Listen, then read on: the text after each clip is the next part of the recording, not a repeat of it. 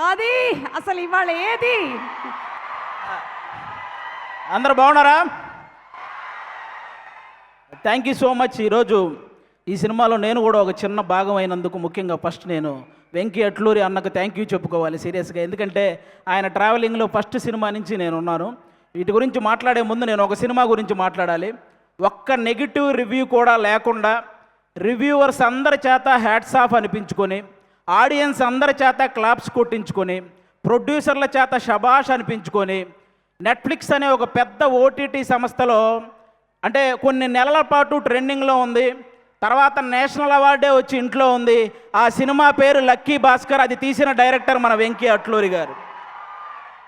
మామూలు విషయం కాదు. అప్పట్లో మాయాబజార్ అని, శంకరాభరణం అని, రుద్రవేణ్ అని ఇలాంటి క్లాసిక్స్ గురించి మనందరం మాట్లాడుకుంటాం. ఈ జనరేషన్కి లక్కీ భాస్కర్ కూడా ఒక క్లాసిక్ మూవీ అనమాట. అలాంటి మూవీ తీసిన వెంకీ అట్లూరికి నిజంగా థ్యాంక్ యూ సో మచ్.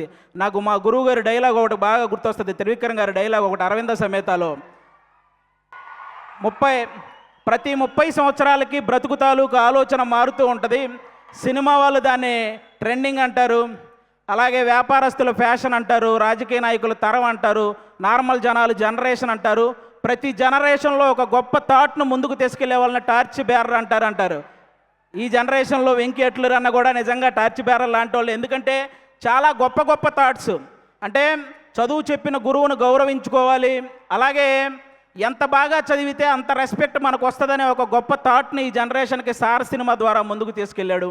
అలాగే వేగంగా, ఎక్కువ వేగంతో నడిపే బండి అయినా, వేగంగా వచ్చే రూపాయి అయినా ఏదో ఒక రోజు మనల్ని కింద పడేస్తుంది అని అత్యాశకు పోకుండా ఉన్న దాంట్లోనే ఎంత సంతోషంగా ఉండొచ్చు అనే గొప్ప కాన్సెప్ట్ని, ఆ థాట్ని మళ్ళీ లక్కీ భాస్కర్ సినిమా ద్వారా ముందుకు తీసుకెళ్ళాడు.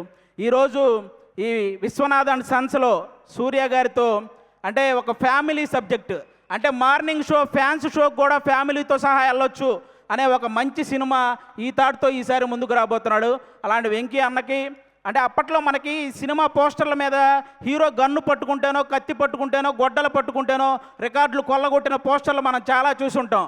కానీ హీరో సింపుల్గా ఇన్సర్ట్ చేసుకొని జేబులో పెన్ను పెట్టుకున్న రికార్డులు తిరగరాయొచ్చు అని, అలాగే హీరో షేర్ మార్కెట్ గురించి చెప్పినా 100 కోట్లు షేర్ కొట్టొచ్చని, ఈరోజు హీరో ఒక చేతిలో పిల్లాన్ని పట్టుకొని ఆడించినా కూడా రికార్డులతో ఆడుకోవచ్చని చెప్పిన డైరెక్టర్ మన వెంకీ అట్లూరి అన్న. సితారా ఎంటర్టైన్మెంట్స్లో లక్కీ భాస్కర్ సినిమాకి ముందు, లక్కీ భాస్కర్ సినిమాకి తర్వాత అనేలాగా ఆ ప్రొడక్షన్ హౌస్ ఈరోజు ఉంది అంటే దానికి వన్ ఆఫ్ ద రీజన్. అలాగే తొలి ప్రేమ సినిమా హిట్ అయినప్పుడు దాని తర్వాత మిస్టర్ మజ్ను కానీ, లేకపోతే రంగ్దే కానీ ఇలాంటి సినిమాలు వస్తున్నప్పుడు వెంకీ అట్లూరి అనే డైరెక్టర్కి ప్రేమ, పెళ్ళి సబ్జెక్టులు తప్ప ఏమీ తెలియదు అని అన్న వాళ్ళకి అప్పుడు తీసాడు అసలైన ఆయుధాలు బయటికి. ఇక అప్పటి నుంచి అంటే ఒక స్థాయిలో ఆయన కొంచెం డిసప్పాయింట్మెంట్గా ఉన్నప్పుడు మన నాగవంశీ అన్న ఆయనతో నిలబడ్డాడు. ఈరోజు ప్రతి సినిమా విషయంలో నాగవంశీ అన్నని ఇంకో స్థాయిలో నిలబెడుతున్నాడు. అలాంటి సినిమాలు తీస్తున్నాడు.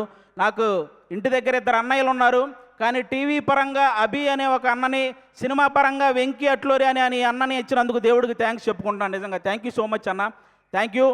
ఇంకా ఈ సినిమాలో పెద్ద పెద్ద ఆర్టిస్టులు చాలామంది చేశారు. లెజెండరీ యాక్ట్రెస్ రాధికా గారు ఉన్నారు ఈ సినిమాలో.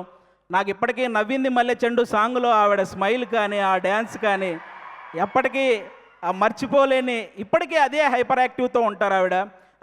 కాబట్టి ఆవిడకి థ్యాంక్ యూ సో మచ్ అండి. అలాగే ఒకప్పుడు 2 వ్యక్తులు ఇళ్ళ దగ్గర కార్లు అదే పనిగా ఆగుండేవి. అది ఒకటి రామారావు గారి ఇంటి దగ్గర, అలాగే ఒక జనరేషన్లో కోదండరామిరెడ్డి గారి ఇంటి దగ్గర కార్లు అలాగే ఆగేవి. ఎందుకంటే ఆయనేమో చూడడం కోసం, ఈయన డేట్ల కోసం. అంత సక్సెస్ఫుల్ డైరెక్టర్ కోదండరామిరెడ్డి గారి పెద్ద అబ్బాయి కూడా ఇక్కడ ఉన్నారు, సునీల్ గారు. ఈ సినిమాలో వన్ ఆఫ్ ద రోల్ చేశారు. ఆయన కూడా చాలా సపోర్ట్ చేశారు ఈ సినిమాలో. ఆయనతో పాటు నేను యాక్ట్ చేస్తున్నప్పుడు ఆయనకు కూడా థ్యాంక్ యూ సో మచ్. ఇక మమితా బిజ్జు గారి గురించి చెప్పక్కర్లేదు. తమిళనాడు సీఎం గారితో యాక్ట్ చేశారు, ఆవిడతో కలిసి నేను యాక్ట్ చేశాను. ఇంకా అంతకుమించి ఇంకా మనందరం ఈరోజు ఇంతమంది ఇక్కడికి వచ్చారంటే దానికి మెయిన్ రీజన్ సూర్య గారు సార్. గజనీ సినిమాలో మీరు మర్చిపోతారు, కానీ ఆ సినిమా చూసినప్పటి నుంచి మిమ్మల్ని మేము మర్చిపోలేదు సార్. అంటే తెలుగు సినిమా అభిమానులు తనకిష్టమైన ఒక తెలుగు హీరోని చూసినప్పుడు ఒక చిన్న ఎమోషన్కి గురవ్వటం అది కామన్. కానీ చాలామంది తెలుగు సినిమా అభిమానులు సూర్య గారిని చూసినప్పుడు కూడా అంతే ఎమోషన్కి గురవుతారు. ఎందుకంటే తెలుగు సినిమా మీద ఆయన వేసిన ఇంపాక్ట్ అలాంటిదన్నమాట. సార్, నా ఆల్ టైమ్ ఫేవరెట్ మూవీ మీది జై భీమ్ సార్. జై భీమ్ సినిమాలో మీరు పేపర్ చదువుతూ కాలు మీద కాలేసుకొని కూర్చొని పేపర్ చదువుతుంటే పక్కన ఒక చిన్న పాప కూడా ఆ పేపర్ తీసుకుంటే మీరు జస్ట్ అలా హెడ్ నాడ్ చేసి ఆ పేపర్ కూడా కాలు మీద కాలేసుకొని కూర్చోమంటారు. అది ఒక డైరెక్టర్ సీన్ రాసినట్టు ఉండదు సార్. మీ వ్యక్తిత్వమే స్క్రీన్ మీద కనపడుతున్నట్టు ఉంటుంది. అది ఆ విషయంలో అందుకే అలాంటి వ్యక్తి కాబట్టి ఈరోజు ఎంతోమంది పేద విద్యార్థుల్ని ఇంజనీర్లుగా డాక్టర్లుగా తీర్చిదిద్దారు మన సూర్య గారు. ప్రపంచానికి వెలుగునిచ్చేది ఆ సూర్య భగవానుడైతే ఎంతోమంది పేదవాళ్ళ జీవితాల్లో వెలుగునిచ్చింది ఈ సూర్య భగవానుడు. కాబట్టి ఖచ్చితంగా మీరందరూ ఆ విషయంలో క్లాప్స్ కొట్టాలి. ఎందుకంటే తమిళనాడులో మన సూర్య గారు ఒక ట్రస్ట్ పెట్టారు. దానికి చిరంజీవి గారే ఇన్స్పిరేషన్ అని ఆయన చెప్పారు. కానీ పిల్లల ఎడ్యుకేషన్ విషయంలో చిరంజీవి గారికి కూడా సూర్య గారే ఇన్స్పిరేషన్ అని స్వయంగా ఆయనే చెప్పారు. కాబట్టి అది నిజంగా చాలా చాలా చాలా గొప్ప విషయం. ఒక కుటుంబాన్ని బాగా చూసుకోవడంలో కానీ, భార్యని ప్రేమించడంలో కానీ, వ్యక్తిత్వంలో కానీ, టాలెంట్ ఉండి చదువుకోవడానికి శక్తి లేని వాళ్ళకి సహాయం చేయడంలో కానీ, బాడీని సరిగ్గా మెయింటైన్ చేయడంలో కానీ, బాక్స్ ఆఫీస్ దగ్గర సరైన లెక్కలు సరిచేయడంలో కానీ ఆయన్ని బీట్ చేసే వాళ్ళు ఎవరైనా ఉంటే వాళ్ళకి లైఫ్ టైం సెటిల్మెంట్ రా. Thank you so much. ఈ సినిమా సూపర్ సక్సెస్ చేయాలని నేను మనస్ఫూర్తిగా కోరుకుంటున్నాను.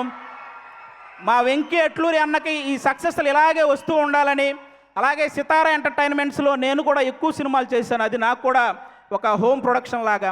ఆ ప్రొడక్షన్లో కూడా సక్సెస్లు ఇలాగే మొన్న లెనిన్తో ఎలాగైతే సక్సెస్ వచ్చిందో ఈ సినిమా కూడా అంతే బ్లాక్ బాస్టర్ అవ్వాలని మనస్ఫూర్తిగా కోరుకుంటున్నాను.